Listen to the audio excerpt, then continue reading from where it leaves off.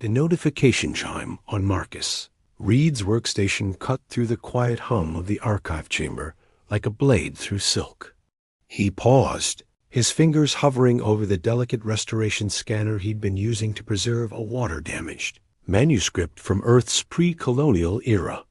In the 3 years since arriving at Kepler-7, he'd grown accustomed to the gentle rhythm of his work, the soft whir of environmental controls, the faint blue glow of preservation fields, the satisfying click of data crystals sliding into storage.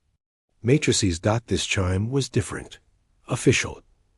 Urgent. Marcus touched the display panel, and his heart sank as the Colonial Administration seal appeared. The message was brief, formal, and inescapable.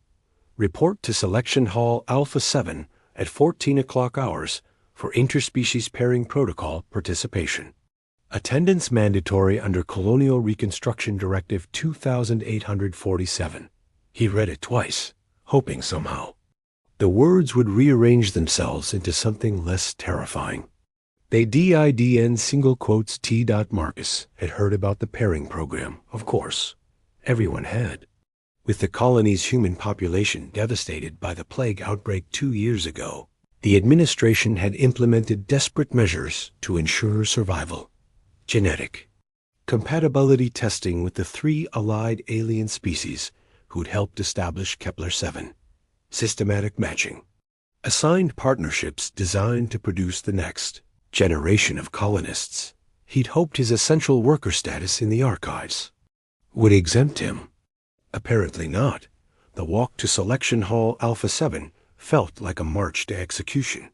Marcus kept his eyes on the polished metal floor of the corridor, watching his reflection fragment and reassemble with each step. He passed other men heading in. The same direction farmers, technicians, maintenance workers, all wearing the same expression of resigned dread. The hall itself was a stark, utilitarian space carved from the colony's central hub. Rows of chairs faced a raised platform where various alien women stood in small groups, each species distinctly different. The Vorthik, with their tall, graceful forms and iridescent skin. The Talaxians, shorter and more compact, with elaborate facial markings. And the Zilarians, humanoid, but ethereal, with luminescent hair and eyes that seemed to hold starlight. Marcus found a seat near the back, hoping to blend into the crowd. An administrative aide with a tablet began calling names, and one by one, men approached the platform to make their selections. The process was clinical, efficient, and utterly devoid of romance. Point to a woman, complete the genetic compatibility. Scan, sign the registration forms. Most of the women accepted their assignments with stoic dignity. A few smiled encouragingly at their new partners. Others looked resigned, even fearful. Then Marcus saw them. 2 Zilarian women stood apart from the others, close enough that their shoulders touched. They were clearly sisters, the same luminescent. Silver hair that cascaded past their waists, the same delicate bone structure, the same protective stance. But where one, the taller one, kept her chin raised defiantly, scanning the room with challenging eyes, the other stayed close behind her, fingers intertwined with her sister's, gaze fixed on the floor. An aide approached them with a tablet, speaking in low, urgent tones. Marcus couldn't hear the words, but he could read the body language. The taller sister shook her head sharply. The aide gestured toward different areas of the platform, clearly trying to separate them. Both sisters stepped back, their grip on each other tightening. Marcus Reed, the administrator called. He rose on unsteady legs and walked toward the platform. As he passed the 2 Zilarian women, he heard a fragment of conversation. Final opportunity to reconsider, the aide was saying. The selection protocol requires individual assignments. If you persist in refusing separation, you'll both be returned to general population status with no guaranteed housing or resource allocation. The taller sister's voice was steady but strained. We stay together or not at all. Marcus reached the registration podium. The official behind it was a middle-aged human woman with graying hair and tired eyes. She'd probably overseen hundreds of these pairings over the past months. "Mr. Reed," she said, consulting her tablet. "Genetic analysis indicates compatibility with several candidates. Please make your selection." Marcus looked across the platform. Several unassigned women watched. Him, hopefully all of them alone, all of them willing to accept whatever choice he made. His gaze drifted back to the two sisters, still locked in their standoff with the aide. "I'd like to request an exception," he said quietly. The official looked up from her tablet. "Excuse me?" "Those two." He nodded toward the Zalarian sisters. "I want to request pairing with both of them." A strange quiet fell over the nearby area. The aide arguing with the sisters stopped mid-sentence. Several people turned to stare. "That's not how the protocol works," the official said. "One man, one woman. Clear genetic lines, manageable household structures. What if I can demonstrate that a different arrangement would be more stable?" The woman set down her tablet and studied him with new interest. "Mr. Reed, is it? What's your occupation?" "Data preservation specialist. I maintain the colony's historical archives and cultural records." "And you believe you can support 2 dependents?" "I have a Class B residential unit with 3 bedrooms. My resource allocation is sufficient for an expanded household. And ... double quote." He paused, choosing his words carefully. "I believe forcing the separation of bonded family members creates psychological trauma that undermines the stability the program's trying to achieve." The official glanced toward the sisters, who had stopped their argument with the aide and were watching Marcus with expressions of cautious hope mixed with disbelief. "You understand this would be completely unprecedented?" "I understand. But I also understand that desperate times require flexible solutions." She was quiet for a long moment, stylus tapping against her tablet. "The pairing protocols do include a provision for experimental arrangements in cases where standard procedures have failed to achieve optimal outcomes." She looked at the sisters again. "And these 2 have refused 7 previous pairing opportunities." Marcus felt his heart hammering against his ribs. Then perhaps it's time to try something different.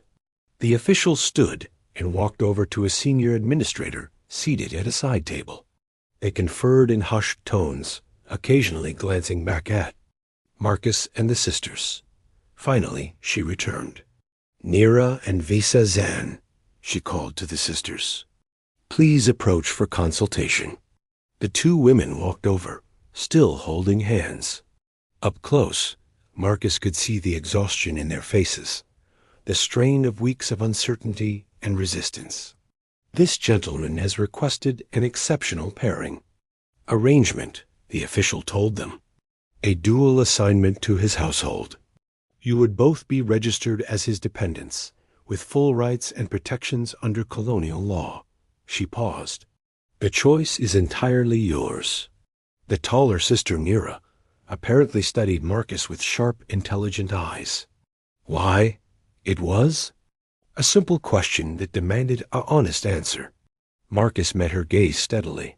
"Because I think love and loyalty are too rare in this universe to throw away for the sake of paperwork efficiency. And because I'd rather have a household built on respect and choice than one forced together by bureaucratic convenience." Vesa, the quieter sister, spoke for the first time. Her voice was soft but clear. "You don't know us. We might be difficult. We might not." She trailed off, cheeks darkening with a faint luminescent blush.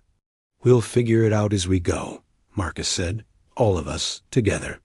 The sisters looked at each other, some silent communication passing between them. Finally, Nira nodded. "We accept." The paperwork took another hour.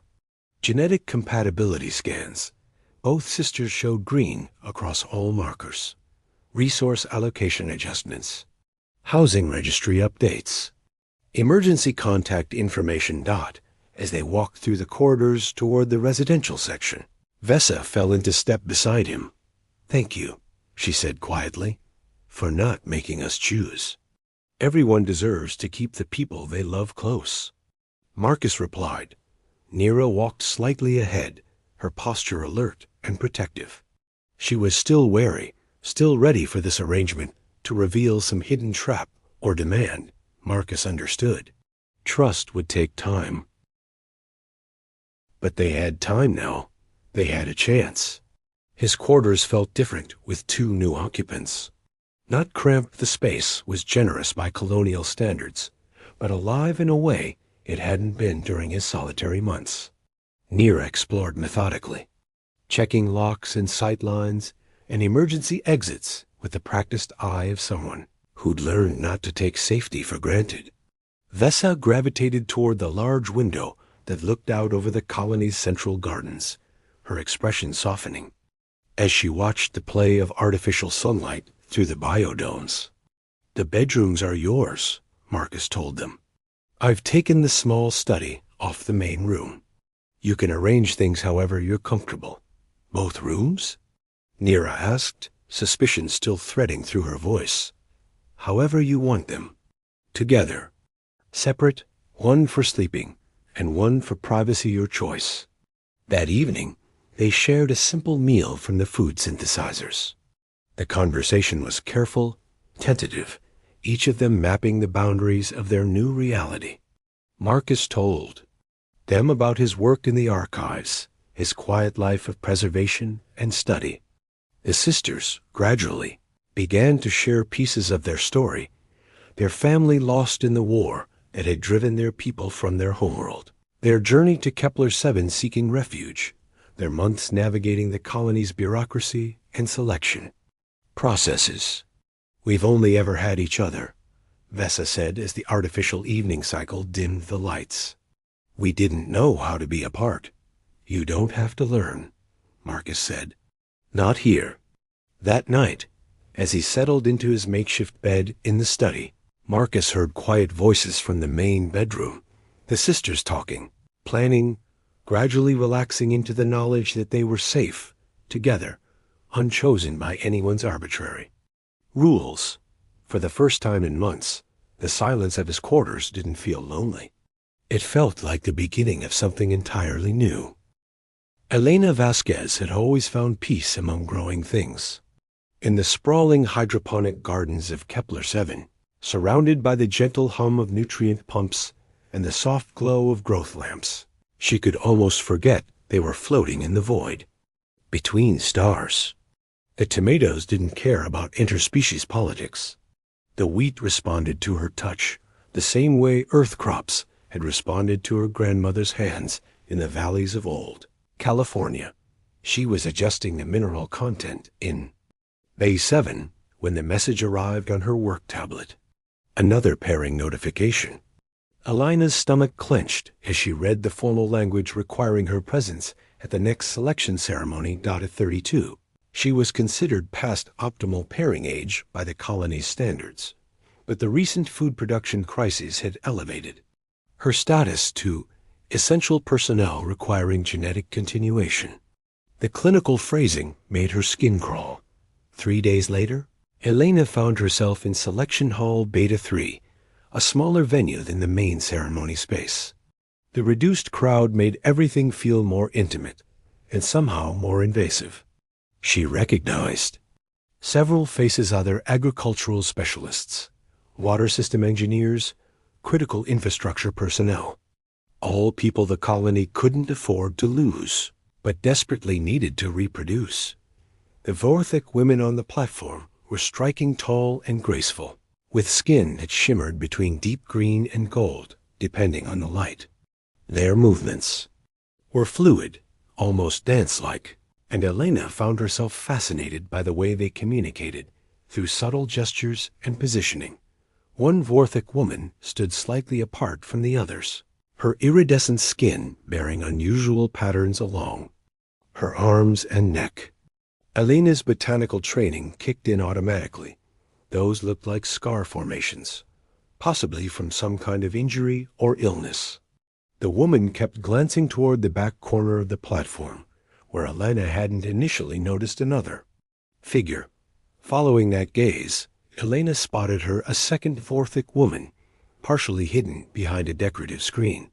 This one was smaller, more fragile-looking, and even from a distance, Elena could see the tremor in her hands, the way she seemed to struggle to stand upright. When Elena's name was called, she approached the platform with careful steps. The registration. Official was a younger man this time, clearly overwhelmed by the logistics of managing multiple species compatibility requirements. Ms. Vasquez, your genetic markers show excellent compatibility with several Vorthic candidates, he said, scrolling through his tablet. The recommended pairing would be with Kes Vorthani, age 26, background in agricultural support systems. Elena looked at the woman with the scarred skin Kes, apparently. Their eyes met across the platform, and Elena saw something unexpected. Not resignation or hope or fear, but a kind of desperate calculation. Kes was weighing options, planning something. May I speak with her first? Elena asked. The official looked surprised, but nodded. Brief consultation is permitted. Elena walked over to Kes, noting how the Vorthic woman positioned herself to keep the hidden figure in her peripheral vision. I'm Elena, she said quietly. You're Kes? The woman nodded. Her voice, when she spoke, had a musical quality that reminded Elena of wind through tree branches. You work with the food systems, hydroponics primarily. You have agricultural experience? Some. Kes hesitated, then glanced toward the corner. I should tell you something before you decide. Elena followed her gaze and suddenly understood. The woman behind the screen. She's your sister, Jin. She was injured during the evacuation from our homeworld. Neurological damage. She needs constant care. Kes's scarred hands clenched at her sides. I've been caring for her since we arrived, but the pairing protocols. They say she's not suitable for assignment. She be transferred to the medical ward if unpaired. The words hit Elena like a physical blow. She'd seen the colony's medical ward sterile, understaffed, designed for acute care rather than long-term support. Someone with chronic neurological issues would essentially be warehoused there, forgotten. How badly injured is she? Elena asked. She has good days and difficult days. Sometimes the tremors are manageable, sometimes not. Her speech is affected, but she understands everything. She just ... She needs someone who knows her patterns, her needs. Kes's voice cracked slightly. She needs family. Elena looked toward the corner again. As if sensing the attention, the hidden woman Jin peered around the edge of the screen. Her face was delicate, beautiful in the way her sister's was, but Elena could see the slight asymmetry that spoke of neurological trauma, the way her head tilted as if balancing was difficult. Jin saw Elena looking and immediately tried to straighten, to appear more normal. The effort was heartbreaking. Ms. Vasquez? The official called from his podium. Have you made your decision? Elena turned back to Kes. If I agree to the pairing, what happens to Jin? She be processed for medical housing within the week. And you'll just ... let that happen? Fire flashed in Kes's eyes. What choice do I have? If I refuse the pairing, we both lose our residential status. At least this way, one of us has security. Eleni was quiet for a moment, her mind racing through possibilities. Then she walked back to the official. I'd like to request a household modification, she said. A what? I have a Class R residential unit designed for agricultural specialists. 3 bedrooms, expanded living space for equipment storage. I'd like to register Jin Vorthani as a household dependent. The official blinked. That's... The pairing is with Kes Vorthani. Yes, and I'm requesting that her sister be included as a dependent family member. I have the space and the resource allocation to support 2 additional occupants. But the sister isn't approved for pairing assignments. She's marked for medical supervision.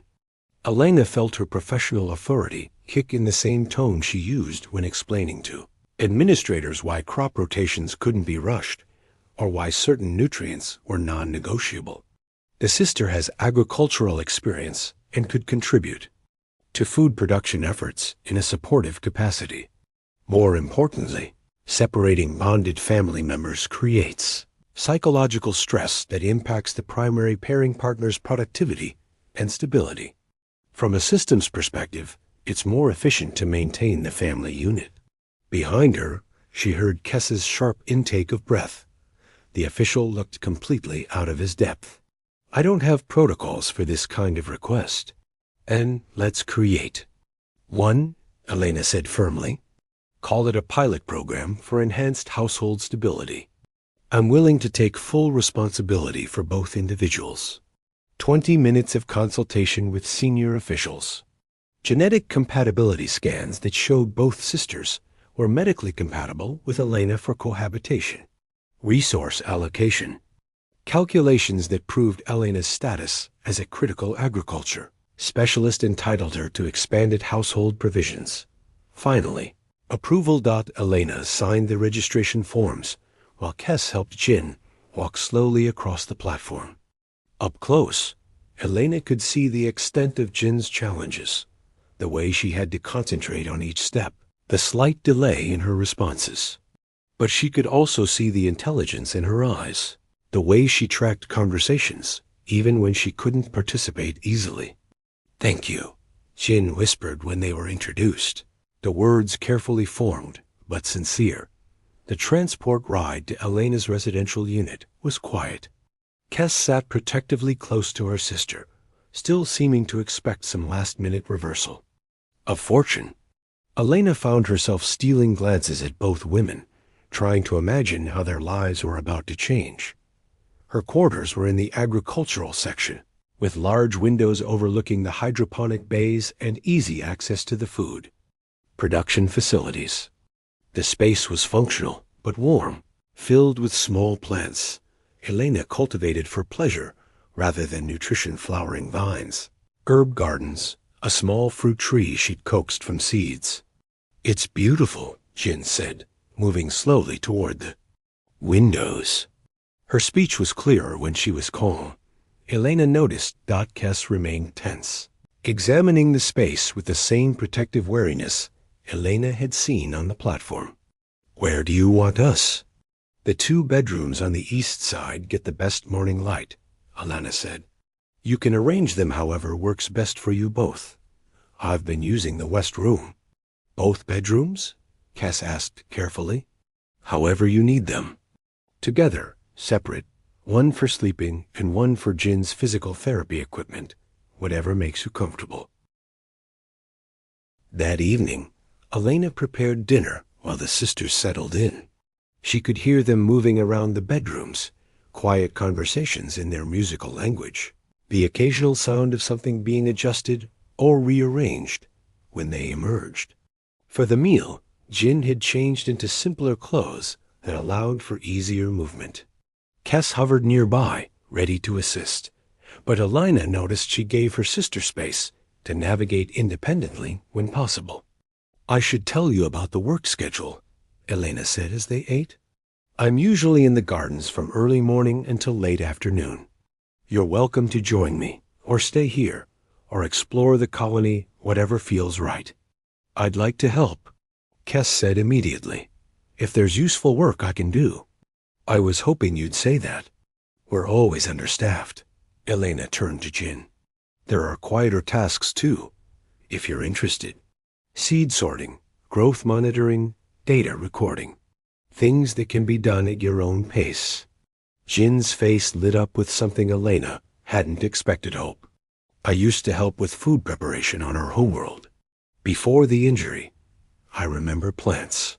Plants have long memories too, Elena said gently. I think you'll find they're very patient teachers. Over the following days, a routine emerged. Elena would rise early to check the overnight growth cycles, returning to find Kes already awake and preparing simple breakfasts. Jin moved more slowly, but insisted on contributing where she could, folding clothing, organizing supplies, tending to Elena's personal plant collection with surprising skill. In the hydroponic bays, Kes proved to be a natural. Her tall frame allowed her to reach overhead systems easily, and her scarred hands were gentle with delicate seedlings. Elena found herself looking forward to working alongside her, their conversations, ranging from technical discussions about nutrient mixtures to stories about their respective homeworlds.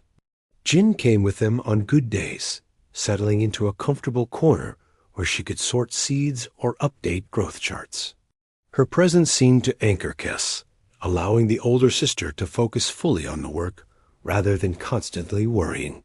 "She's stronger than she looks," Kes said one afternoon as they watched Jin carefully transplant seedlings with modified tools Elena had designed for easier gripping. "Strong people often are," Elena replied, "and she's lucky to have you." Kes was quiet for a moment. "I was terrified they'd separate us.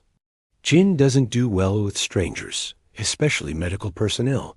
She needs familiar voices, familiar routines." "What happened to her, if you don't mind me asking?"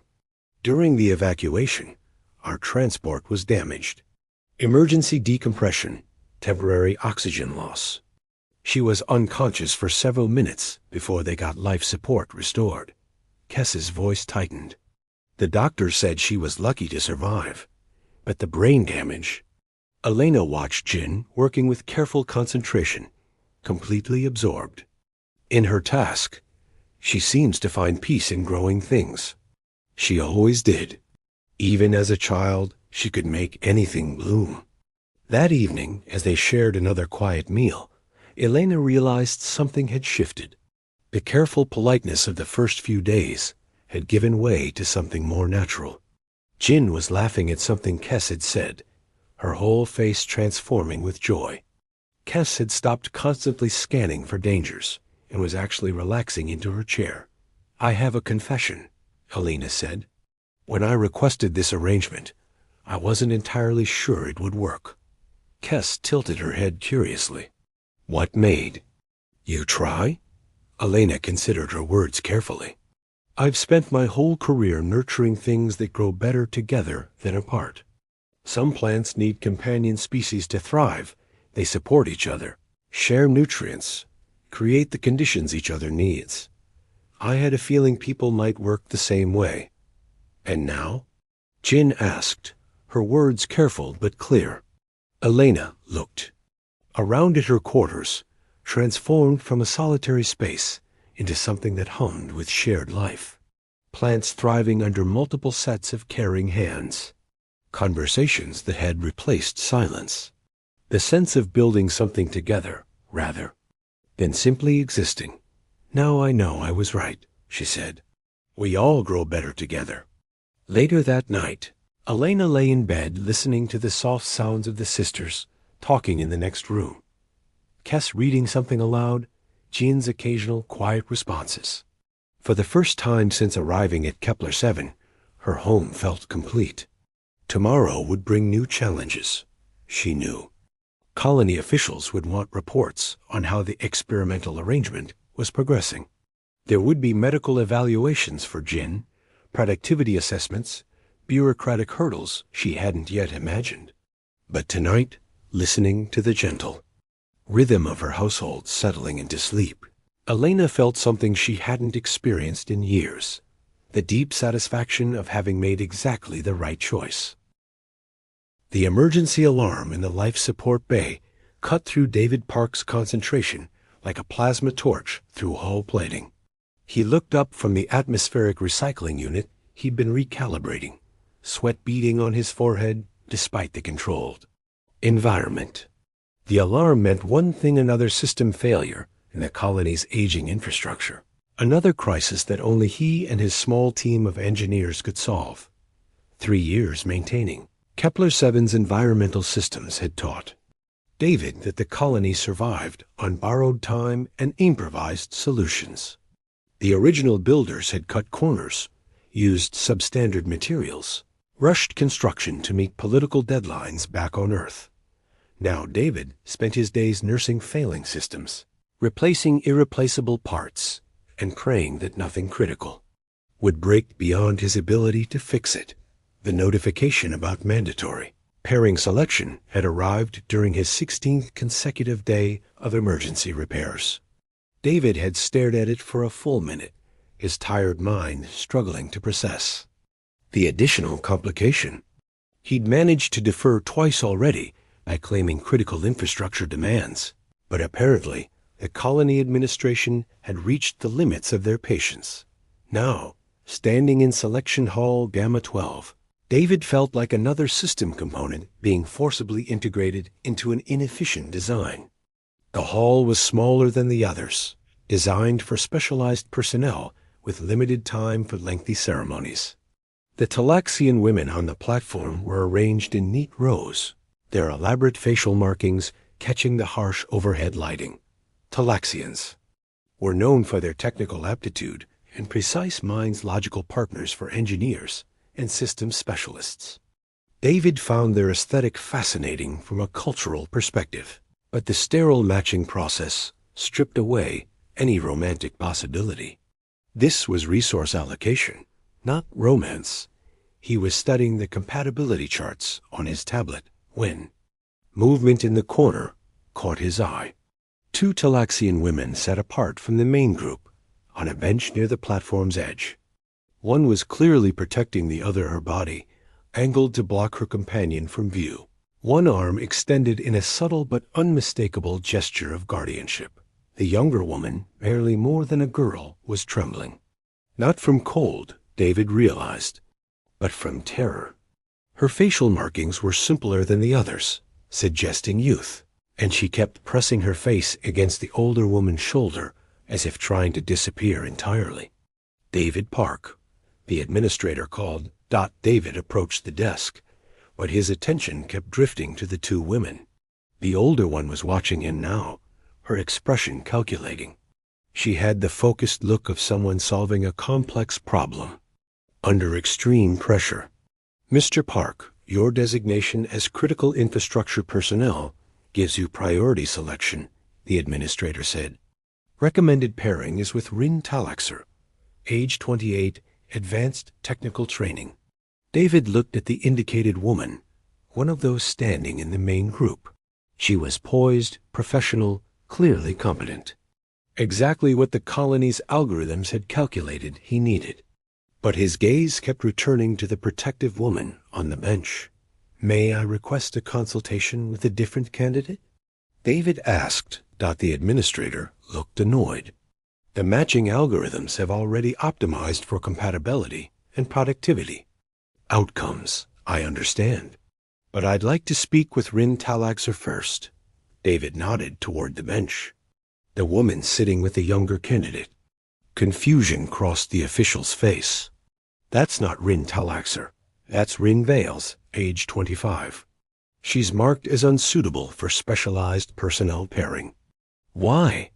She refuses to be assigned without her sister, who doesn't meet age requirements for the program. David felt a familiar sensation, the same intuitive recognition he got when looking at a system design that was fundamentally flawed despite meeting all technical specifications. The colony's pairing algorithm was optimizing for the wrong variables. I'd like to speak with Rin Vales. The administrator sighed, but gestured toward the bench. David walked over, noting how the protective woman Rin immediately shifted to put herself more fully between him and her sister. I'm David, he said quietly, crouching down to bring himself to their eye level. I work on the colony's life support systems. Rin studied him warily. I know who you are. Everyone knows the environmental engineer who keeps us breathing. Her sister looked up briefly, and David was struck by how young she appeared. 16, maybe 17 at most. Her eyes were wide with fear, and she had the kind of fragile beauty that would make her a target in any population stressed by scarcity and desperation. "What's your name?" David asked her gently. "Mora," Rin answered for her. "She's my sister. She's too young for the pairing program, but they're trying to register her anyway because the numbers are getting desperate." David felt anger kindle in his chest. The pairing protocols had minimum age requirements precisely to prevent the exploitation of minors.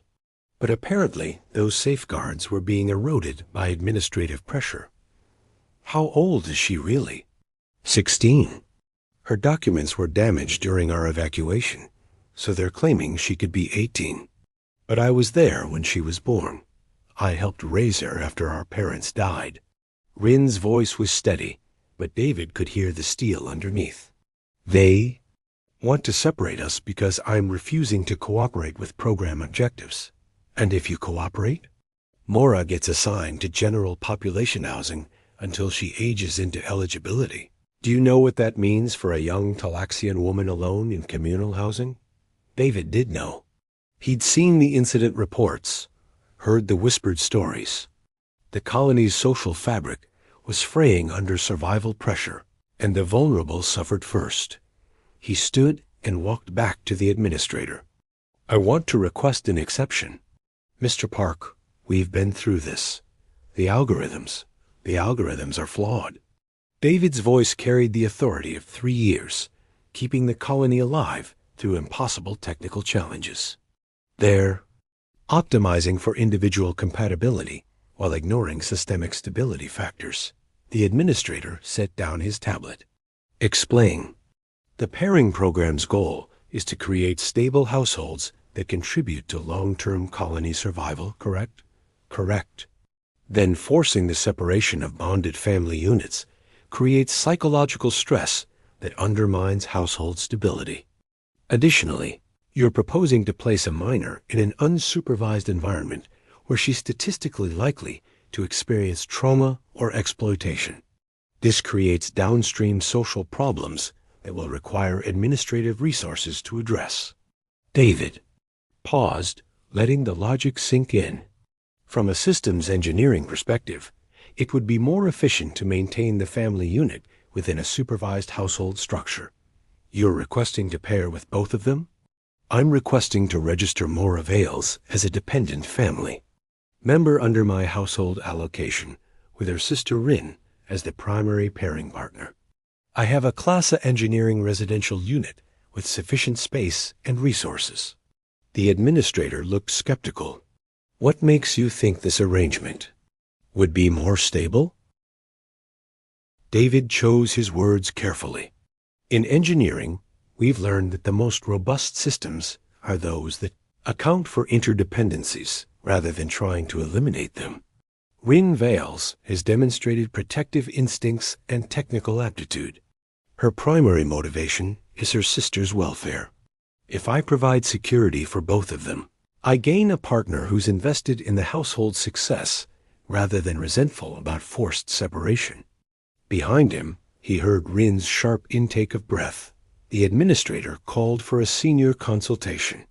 David waited while officials reviewed his personnel file, resource allocations, and residential specifications.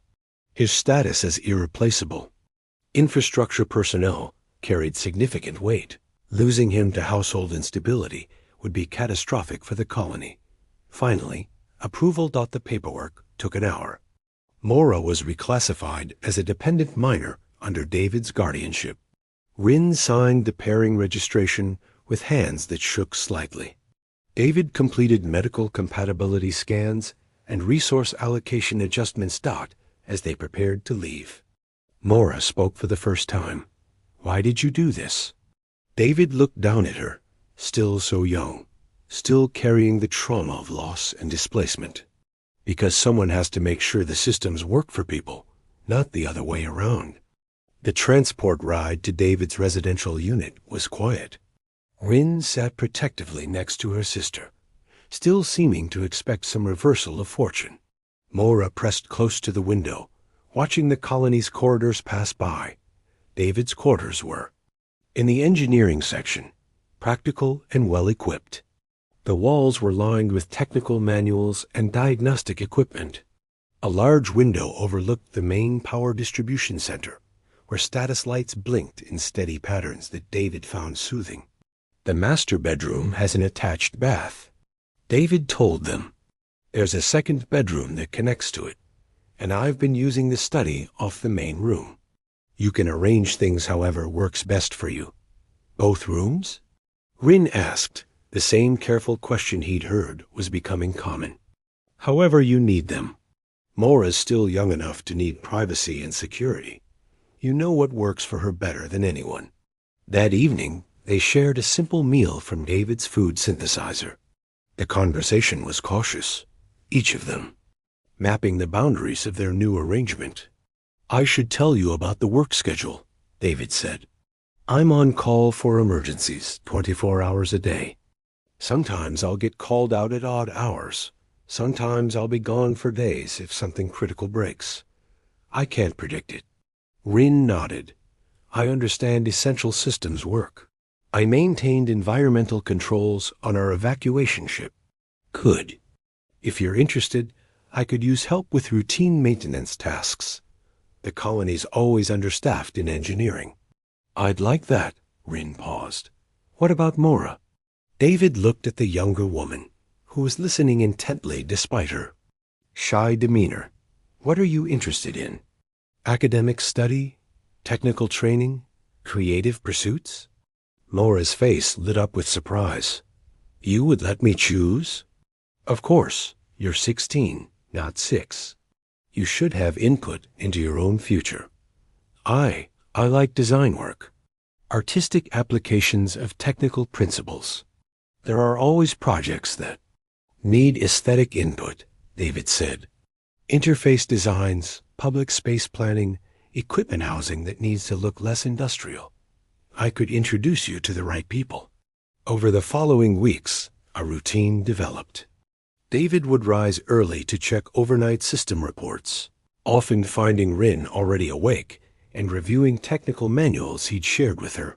Mora moved more cautiously, but gradually began to explore the colony's educational and creative opportunities. Rin proved to be exceptionally skilled with environmental systems. Her experience from the evacuation ship translated well to Kepler-7's infrastructure, and she quickly became David's most trusted assistant.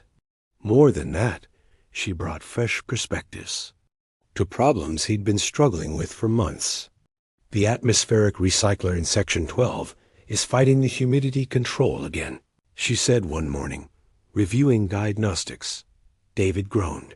It's been doing that for weeks. I've recalibrated it 4 times. What if the problem isn't the recycler? What if it's the airflow pattern in that section? Rin pulled up the architectural schematics. Look at this.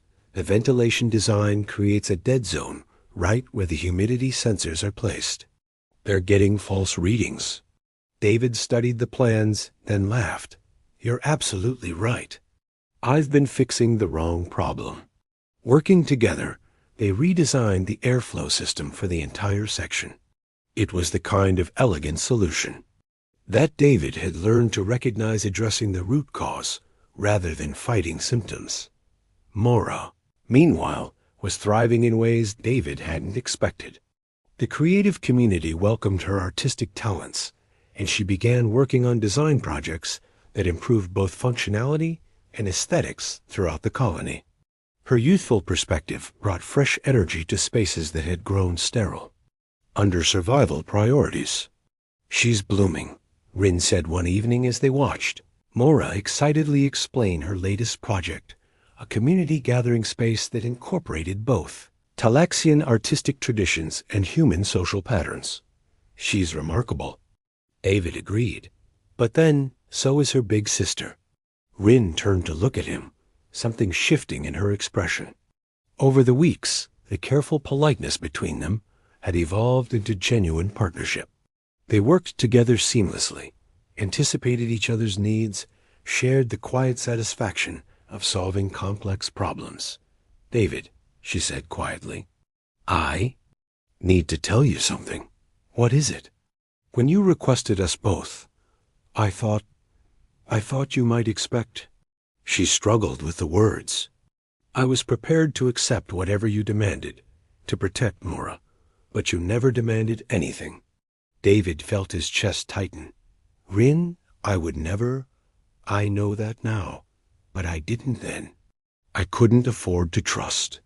She looked toward the room, where Mora was working on her designs, safe and happy and free to be young. You gave us both the chance to be ourselves instead of just survivors. You were never just survivors, David said. You were always remarkable people dealing with impossible circumstances. That night, as David lay in bed listening to the quiet sounds of his household, he reflected on how completely his life had changed. The sterile efficiency of his solitary routine had been replaced by something richer and more complex. Shared meals filled with conversation. Technical problems solved through collaboration. The satisfaction of watching Mora's confidence grow day by day. More than that, he found himself looking forward to mornings, not just because they brought interesting engineering challenges, but because they brought time with Rin, her quick mind, her protective heart, her way of finding beauty in the most technical solutions. The colony's pairing algorithm had been designed to create stable, productive households. What it had actually given him was something he'd never thought to look for, a family built on mutual respect, shared purpose, and growing affection. A month later, David received a communication from the colony administration requesting a status report on his experimental household arrangement. He drafted a response detailing increased productivity, successful integration of additional technical expertise, and positive social outcomes for all household members. What he didn't include in the official report was the moment the previous evening when Mora had hugged him goodnight, calling him Big Brother with unconscious affection, or the way Rin had smiled at him over breakfast, no longer calculating risk, but simply enjoying his company. The algorithms had been right about one thing. He had found stability, just not in the way anyone had expected. As he sealed and sent the report, David looked out at the colony's power distribution center, where status lights blinked in their eternal rhythm. Systems functioning normally. All components operating within optimal parameters. For the first time since arriving at Kepler 7, that included his own life. The soft sound of laughter came from the main room, where Rin was helping Mora with a particularly complex design problem. David smiled and returned to his evening technical reports, surrounded by the warmth of a home that had grown around love rather than logistics. Outside, the stars wheeled in their ancient patterns, indifferent to human struggles and triumphs. But inside this small corner of the colony, 3 people had found something worth more than survival. They had found each other.